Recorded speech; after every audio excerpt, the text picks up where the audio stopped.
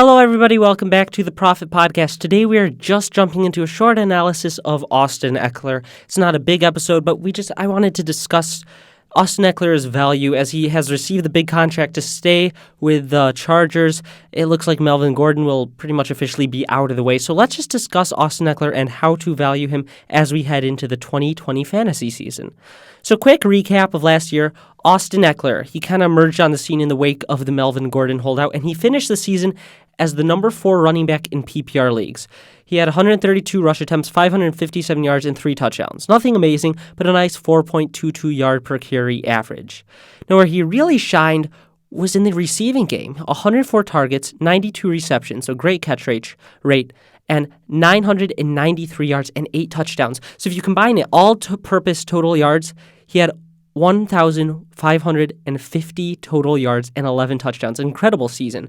Number 4 PPR running back.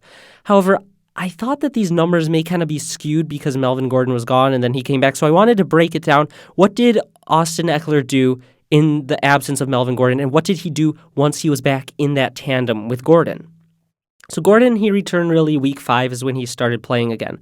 So weeks 1 through 4, Austin Ekeler was the number 2 running back, only behind Christian McCaffrey, and he was averaging 27.25 fantasy points per game, which is absolutely incredible. Now, weeks 5 through 17, he was the number 5 running back, so still a great running back, and he had a 10-point drop-off there and averaged 17 points per game. Now these averages, it's only 4 weeks to 12 weeks, but it does show that Melvin Gordon's return really did have an effect on Austin Ekeler.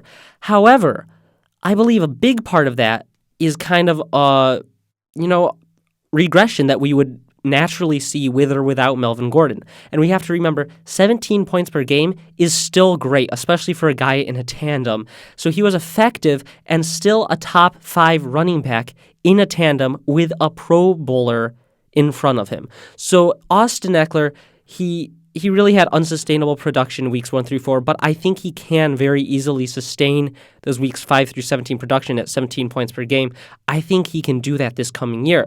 Now, Austin Ekeler, he is a great running back and a great wide receiver. That's why he's such a good fantasy option, is because he can score points in so many different ways. He's a lot like Christian McCaffrey or David Johnson was back in the day, but he is incredibly undervalued. He seems to be going rounds 2 and 3. No one's going to take Austin Ekeler first round, even though he was a top 5 running back. And Melvin Gordon is gone. All right, people are scared by this quarterback change. It looks like Rivers, he is out there. We don't know. Are they going to bring in a rookie? Are they going to, do free agency? Tyrod Taylor's there. We don't know what's going to be the quarterback situation. But I believe Austin Ekeler can repeat those numbers and be a top 5 running back once again. People are also scared that Justin Jackson is going to come in and steal Melvin Gordon's role, and now Austin Ekeler won't be a top 5 running back? Well, he already was a top 5 running back, and I do believe Justin Jackson will cut into that workload, obviously. I think he will replace Melvin Gordon in some way, but Justin Jackson is not as good as Melvin Gordon. And Austin Ekeler has definitely earned a role in this offense. So I'm not too scared of Justin Jackson. I'm not too scared about the new quarterback change because, new quarterback, he's going to throw dump-offs to Austin Ekeler. So Austin Ekeler is one of the safer running backs, in my opinion, in these rounds.